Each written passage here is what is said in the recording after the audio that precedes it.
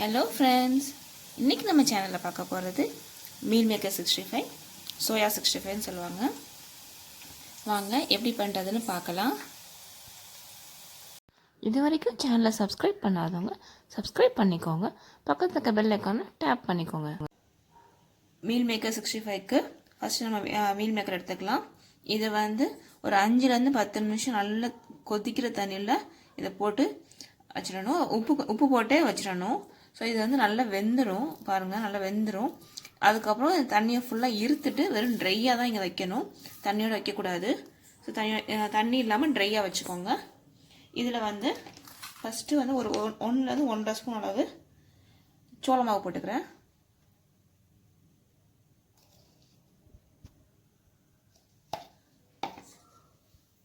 அதே அளவு கடலை மாவு,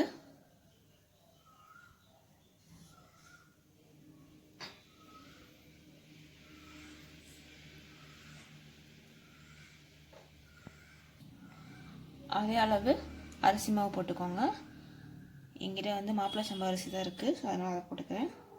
உங்கள்கிட்ட பச்சரிசி மாவு இருந்ததுன்னா போட்டுக்கோங்க. 1 ஸ்பூன் அளவு இஞ்சி பூண்டு பேஸ்ட்டு,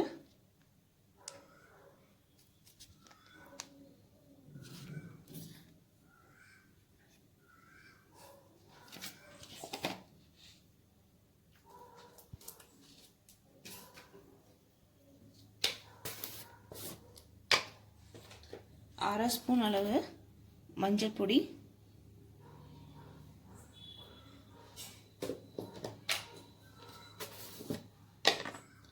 ஒரு ஸ்பூன் அளவு மிளகாப்பொடி. மிளகாப்பொடி உங்களுக்கு காரத்துக்கு ஏற்ற மாதிரி போட்டுக்கோங்க. நான் நார்மல் மிளகாப்பொடி தான் போட்டிருக்கேன். ஸோ அதனால் ஒரு அரை ஸ்பூன் 3/4 ஸ்பூன் அளவு போட்டிருக்கேன். ஒரு அரை ஸ்பூன் அளவு கரம் மசாலா.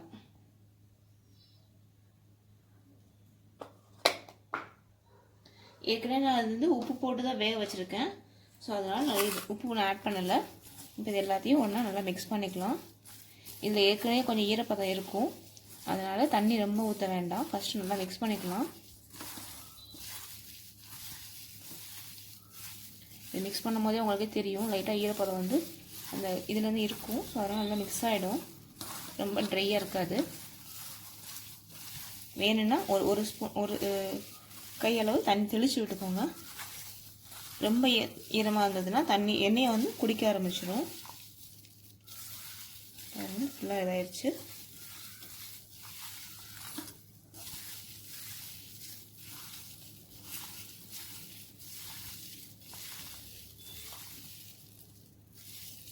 மிக்ஸ் ஆகிடுச்சு. இது ஒரு 5லேருந்து 10 நிமிஷம் நம்ம வச்சிடலாம். ஒரு 5லேருந்து 10 நிமிஷம் ஆயிடுச்சு. ஸோ இந்த ஸ்டேஜில் நீங்கள் உப்பு செக் பண்ணிக்கோங்க. ஏன்னா நான் மீல் மேக்கர் போடும்போது ஆல்ரெடி உப்பு போட்டு தான் வச்சுருக்கேன். சப்போஸ் அந்த உப்பு பத்தலை அப்படின்னா இந்த ஸ்டேஜில் உப்பு போட்டுக்கோங்க. ஏன்னா கொஞ்சம் மாவு ஆட் பண்ணியிருக்கோம் இல்லையா, ஸோ அதனால் உப்பு போட்டுக்கோங்க. இப்போ இதை எண்ணெயில் போட்டு அரைச்சி எடுத்துக்கலாம். நான் ஏற்கனவே கடாயில் எண்ணெய் ஊற்றி எண்ணெய் நல்லா சூடு பண்ணி வச்சுருக்கேன். செக்கில் ஆட்டின கடலை எண்ணெய் தான் யூஸ் பண்ணுறேன் நான். நீங்களும் மேக்ஸிமம் அந்த மாதிரி எண்ணெயை யூஸ் பண்ணிக்கோங்க, உடம்புக்கு ரொம்ப நல்லது. ஸோ இதை கொஞ்சம் கொஞ்சமாக போட்டு எடுத்துடலாம். தீயை மீடியம் ஃப்ளேம்லேயே வச்சுக்கோங்க.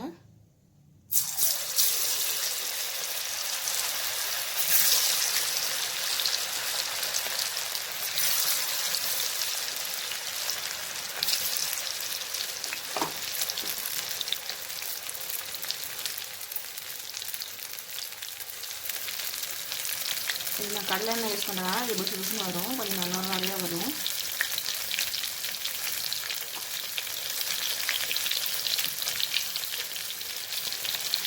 இதெல்லாம் சீக்கிரமாக வெந்துடும். ஏன்னா நம்ம ஆல்ரெடி வேக வச்சுருக்கோம் இல்லையா, அதனால் சீக்கிரமாக வெந்துடும். லைட்டாக அப்போ கொஞ்சம் கிண்டி விட்டுக்கோங்க, கொஞ்சம் தனித்தனியாக ஊற்றி விட்டு.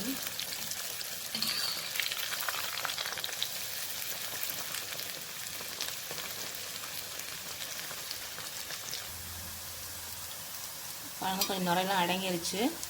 ஓரளவுக்கு வெந்துருச்சு ஃபுல்லாகவே. இப்போ நம்ம எடுத்துக்கலாம். இதுக்கு மேலே இருந்ததுன்னா கருகிடும்.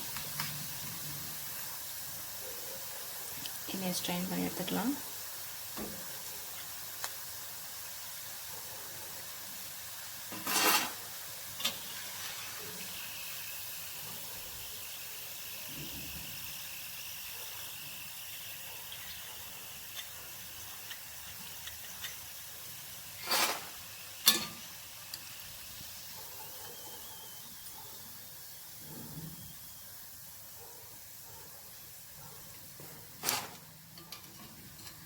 இது வந்து ஒரு ஈவினிங் ஸ்நாக்ஸாகவும் யூஸ் பண்ணிக்கலாம்.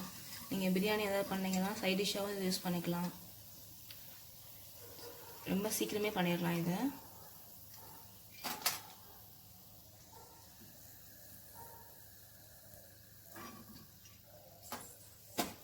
மிச்சத்தையும் எடுத்து போட்டுக்கலாம்.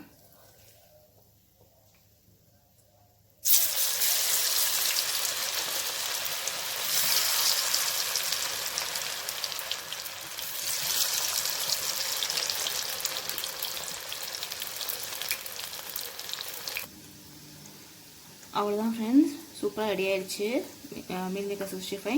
இதை நீங்களும் உங்கள் வீட்டில் ட்ரை பண்ணி பாருங்கள். எப்படி இருந்துச்சுன்னு கமெண்ட்ஸ் பண்ணுங்கள். வீடியோ லைக் பண்ணுங்கள், ஷேர் பண்ணுங்கள், சேனலை சப்ஸ்கிரைப் பண்ணிக்கோங்க.